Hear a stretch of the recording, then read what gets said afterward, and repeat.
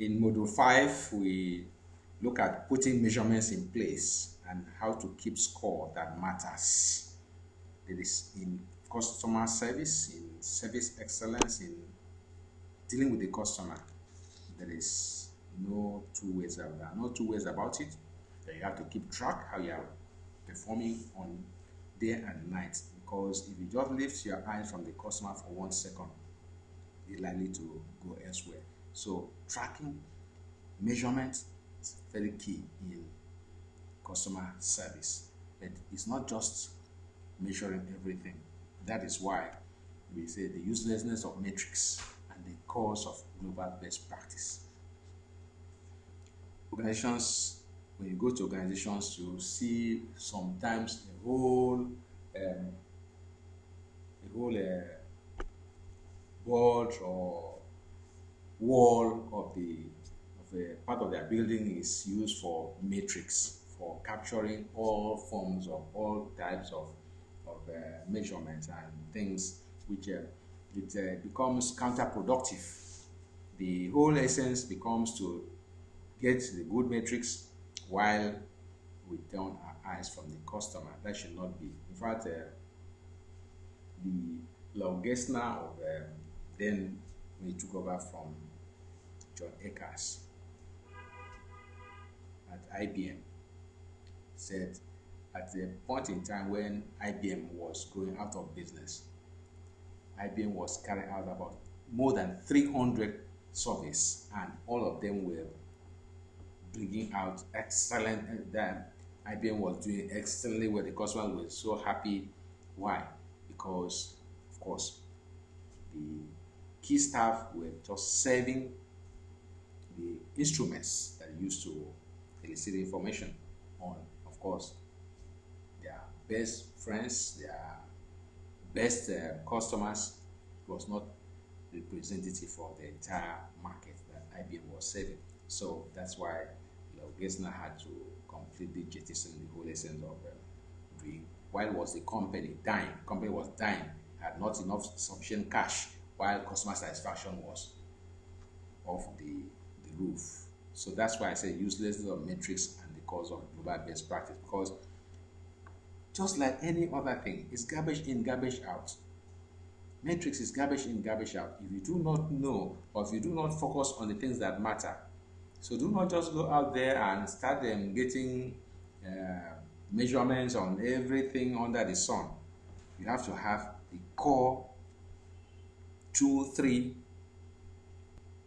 information, 2, 3 measurements that will enable you know whether you are on the right track or in the wrong track. The whole essence of global best practice was originated by Arthur Andersen years back. In fact, as of 1987, Arthur Andersen's total turnover was about $6.5 billion as of 1987. And within 10 years, Arthur Andersen was gone. Arthur Andersen was gone.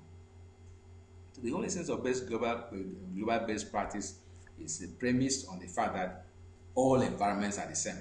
In Africa, you can even hear, as I'm doing this recording, there is cars are passing by, you can hear horn, a lot of things. So environments are very, very different. Therefore, you cannot have one standard global best practice. It's an impossible desire or impossible the destination, I would say. There cannot be global best practice, global best practice. So, can a company and an underdeveloped economy like Papua New Guinea aim to become a global best practice as in England or as in Australia or as in New Zealand? Of course not.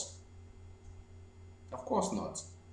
What you just you have to aim at being the best within your environment, within the very, very best that your finances can accommodate.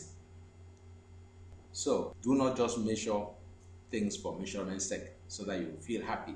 Measure what matters to the customer. That's what we are saying. So do not run after global best practice. run after, you are competing against yourself. That's what I'm saying. That's what we are saying.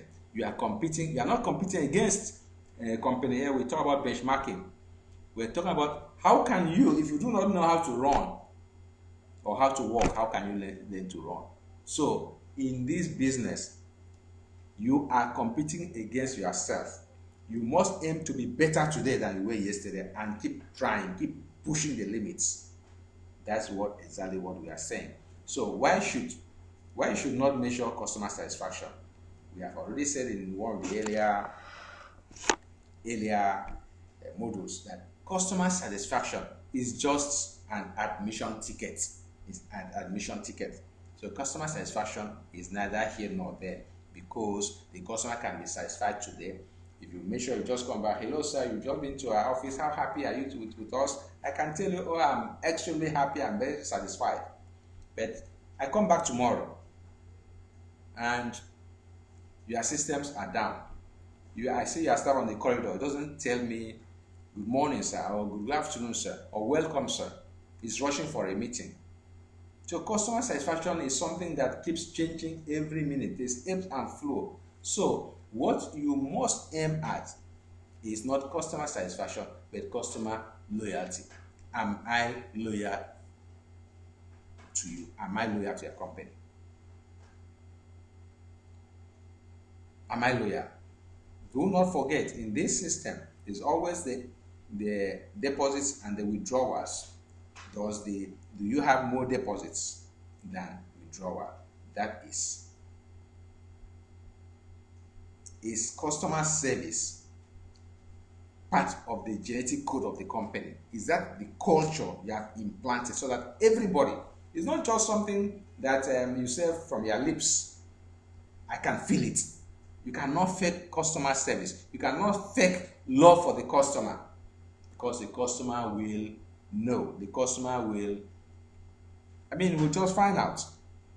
We'll discover that it's just a fake. It's a facade. So you should not measure customer satisfaction. You should inculcate customer centricity as part of the genetic code of the company.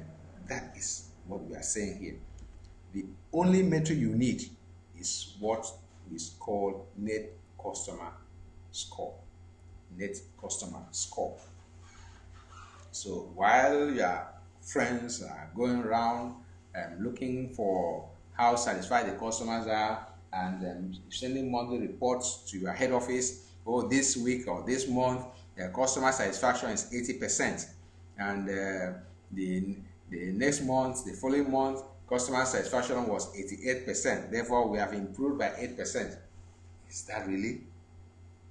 Could it be really the truth? Have you found out the number of customers you are losing and the number of customers you are gaining from the total market? That is what net customer score is all about. It's a concept that was developed by Friedrich Richheld, and it is very, very fundamental. Net customer score is just trying to, from the total customer universe, how many are you losing? How many are you gaining? So when you subtract the total you are losing from the total you are gaining, you have the net. Is it positive? If you are gaining more than you are losing, then it's positive. You are doing very, very well. That is how Lexus started from ground zero, capturing market share from Mercedes, from Cadillac, and other top end automobile companies. That at a point in time, Lexus became the number one global brand in terms of luxury, in terms of being just the best. Lexus now we talk about Lexus and other classes. Of course, other companies are pushing and catching up with Lexus. So the only metric that matters, you need to know, is net customer score. How many customers are you losing in the market? How many are you gaining? If you are gaining more than you are losing, then you are on the right track. So to stop measuring customer satisfaction, because customer satisfaction is just like the weather, it can change at any moment. So your business health dashboard just like the dashboard in your vehicle, in your car, that shows you the amount of fuel you have in the car, the amount of gas, as Americans will call it, you have in the temperature in the car, the everything. The dashboard should show you how your car is performing. The same thing that you should have. The key critical things there, the critical things are employee engagement. How engaged are your employees? How engaged are employees? Full engagement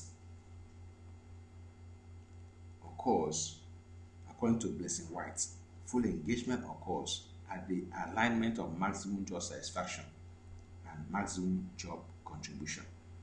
What do we mean by that? Full engagement represents an alignment of maximum job satisfaction, like a staff will say, I like my work and do it well, with maximum job contribution. I help achieve the goals of my organization. Customer engagement, employee engagement, which correlates very closely with the intent to stay. So engaged employees are not just committed. Engaged employees are not just committed. They are not just passionate or proud.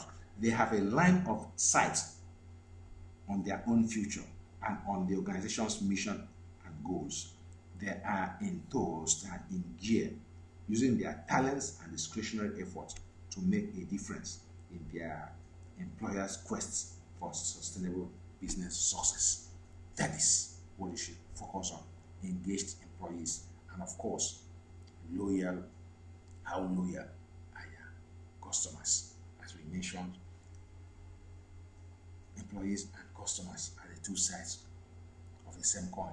So you cannot focus too much on one while neglecting. You must equally focus, because people cannot give what they, if your employees are not happy, they can vent their frustration on the customers. So you must really get engaged employees, because only engaged employees can go out there and die for the customer. So your business health dashboard must at all times point to you, yes, your employees are engaged, customers are loyal.